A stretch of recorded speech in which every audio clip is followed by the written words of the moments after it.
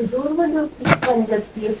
پیپ بن جاتی ہے پھنسی میں، بعض ڈاکٹر اس کو سرنج کے ذریعے نکالتے ہیں، وہ نکالنا چاہیے. کیا چیز؟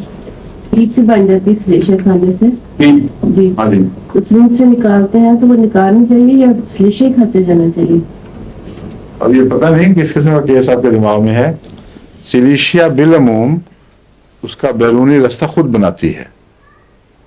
ڈاکٹر نکالنا شروع کر دیتے ہیں نا. کیوں نکال دیتے ہیں؟ اب ڈاکٹر کو جاتی کیا کرنے ہیں؟ جو ہومیوپیتھی علاج کر رہے ہیں تو کریں اس کو، بس واپی نکالے گی. بہت ریئر کیسز ایسے ہیں جہاں سلیشیا میں احتیاط کی ضرورت ہے.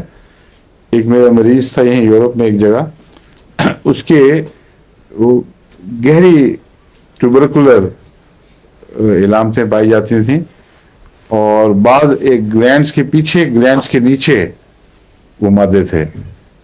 ان کو جب میں سلیشیا دیتا رہا ہوں تو ان کی پیپ لازماً ڈرین کرنی پڑی ہے، کیونکہ وہ نیچے تھی، اوپر دوسرے گلینڈز تھے، اور اس کے لیے وہاں خطرناک تھا. اگر وہ آپریشن کرتے وہ بھی خطرناک تھا.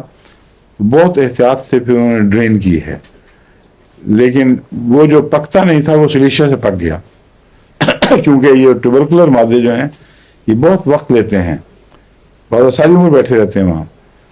تو ان کو احتیاط سے پکا دیا. اس کے بعد اس کا اللہ کے فضل سے اس کا کوئی بد اثر باقی نہیں رہا. سلیشیا ایسے موقع پر احتیاط سے استعمال کرنی چاہیے جہاں خون کی بڑی شریانوں کے ساتھ کوئی گولی یا کوئی ایسے خطرناک مادہ باہر کا پڑا ہوا ہو، جس کو اگر سلیشیا دیں گے تو وہ ارد گرد تھوڑی سی پیپ بناتی ہے، زیادہ نہیں، مگر ضرورت کی تاکہ وہاں سے پھسلتی ہوئی پھر اس کو اوپر لے جائے، پھسلاتی ہوئی. وہ اگر ڈاکٹر کینٹ لکھتے ہیں کہ اگر بڑی شریان کے پاس ہو بالکل ساتھ، ایکس رے کر کے چیک کر لینا چاہیے، تو خطرہ ہے کہ وہ شریان بھی نرم ہو کر پھٹ جائے. اب یہ ان کا تجربہ ہے، میرے علم میں تو آج تک ایسا واقعہ نہیں ہوا. جن کو میں نے دی ہے ان میں کبھی کوئی ایسی بات نہیں ہوئی. مگر مثلا چھرے کسی کے منہ ایک جگہ تھے، ایک جگہ تو میں نے نہیں چھیڑے کیونکہ وہ زیادہ ڈیپ ایمبیڈڈ آنکھ کے نیچے ہوئے تھے. اس میں خطرہ تھا کہ خدا نخواستہ آنکھ کی ضائع نہ کر دے. لیکن بعض کیسز میں جہاں تھے تکلیف تھی، سلیشیا دی، آپ اکیلے باہر نکلنے شروع ہو گئے. تو کیا نظام ہے ہم نہیں سمجھتے، مگر ہوتا ضرور ہے. ٹیوبرکلوسس میں یعنی سل کے مریضوں کے لیے ڈاکٹر کینٹ نے خصوصیت سے وارننگ دی ہے کہ وہاں اونچی طاقت پہ نہ دو. اب اونچی طاقت کے دو اثرات ہیں. ایک اثر تو یہ ہے کہ وہیں مادے کو سکیڑ دیتی ہے، خشک کر دیتی ہے، اور کوئی پیپ بنتی ہی نہیں. چنانچہ کئی قسم کے پھوڑوں میں نے دیکھا ہے جہاں خیال ہو کہ پیپ نہیں بننی چاہیے، اونچی طاقت میں سلیشیا دے دیں 1 لاکھ کی ایک خوراک، تو وہیں وہ سکڑ جائے گا. وہ سرخی کچھ دیر کے بعد موٹل سی ہو جاتی ہے، اوپر جلد کے اوپر وہ جھریاں سی پڑنے لگ جاتی ہیں، اور وہ سکڑ کے اندر ہی بند ہو جاتا ہے. اور بعض دفعہ یہ پیپ بناتی ہے. یہ فرق سمجھنا چاہیے، ورنہ آپ کو پتہ نہیں لگے گا کہ کہاں وہ رسک لینی ہے کہ نہیں لینی.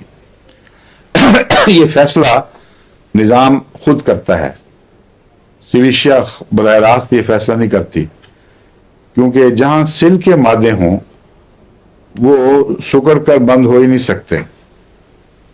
وہاں سلیشیا سی ایم ضرور نکلنے کا ہی آرڈر دے گی، اور چونکہ آرڈر سخت ہوتا ہے اور بہت طاقتور آرڈر ہوتا ہے، اس لیے ان مادوں کے گرد جتنی پیپ بننی چاہیے، جتنا محنت جسم کو وہاں کرنی پڑے گی، اس کے نتیجے میں خطرہ ہوتا ہے کہ ارد گرد کا حصہ متاثر ہو جائے اور کوئی آرٹری پھٹ جائے، لنگز کے اندر بلیڈنگ شروع ہو جائے.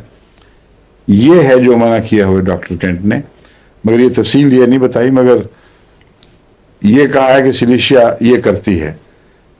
ہر جگہ سلیشیا پگھلاتی نہیں ہے، بعض جگہ سکیڑ دیتی ہے، مگر وہاں جہاں جسم فیصلہ کرتا ہے اس کا نظام دفاع کہ یہاں خشک کرنا ممکن ہے کہ نہیں، اور خشک کر دیتی ہے. اور 6x یا 30 بالعموم خشک کرنے کی بجائے باہر دھکیلنے کا مادہ رکھتی ہیں، لیکن حکم آہستہ ہے، مضبوط نہیں ہے اتنا زیادہ، اس لیے خطرہ نہیں پیدا ہوتا، کچھ وقت لگتا ہے. مگر کینٹ کی آبزرویشن یہ ہے کہ سلیشیا اونچی طاقت میں بھی اور بہت چھوٹی طاقت میں بھی سل کے مریضوں کے لیے ایک ہی طرح خطرناک ہیں. اگر لازماً استعمال کرنی پڑے تو 30 کی جائے، نہ 6 میں کی جائے نہ بہت اونچی طاقت میں. مجھے اس کا تجربہ نہیں، میں نے صرف ان کی بات آپ کو پہنچائی ہے. عام تجربہ یہی ہے کہ پھوڑوں وغیرہ میں بیرونی چیزیں جو ایمبیڈ ہو گئی ہیں ان میں الگ سے اچھی ہے.